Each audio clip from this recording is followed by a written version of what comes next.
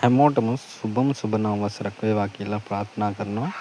2026 ජනවාරි මාසයට අදාළ අස්වැසු මුදල් පිළිබඳව කතා කරන්න මේ වීඩියෝ එකෙන් සූදානම් වෙන්නේ. අලුත් අවුරුද්දේ සුබම සුබ පණිවිඩයක් අපට ලැබිලා තියෙනවා. අස්වැසුම් ප්‍රතිලාභී පළමු අදියරේ සහ දෙවනි අදියරේ අයට වැඩි කතා නොකර අපි යම් වීඩියෝ එකට විශේෂයෙන්ම මතක් කරන්න ඕන පළමු අදියරේ ගැන. පළමු අදියරේ අයට සමීක්ෂණ කටයුතු අවසන් වෙනතුරු මුදල් ලැබෙනවා. ඒ වගේම ලැබිය යුතු අයට සමීක්ෂණ කටයුතු නිම වූ පසුවත් දිගටම තමන්ගේ අස්වැසුම් මුදල් තමන්ට ලැබෙනවා. ඒ වගේම දෙවනි අදියරේ අයට කිසිදු ගැටලුවක් නැහැ. මේ ප්‍රශ්නේ පළමු අදියරේ අයට පමණයි කියලා මතක් කරනවා නොදන්න හැමෝටම.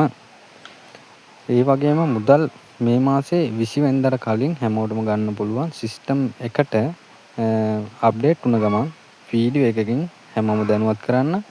ඒ වගේම අතර ලබා ගන්න පුළුවන් කවද්ද කියලත් හැමෝම දැනුවත් කරන්න. අපිත් එක දිගටම රැඳිලා ඉන්න කියලා මතක් කරනවා.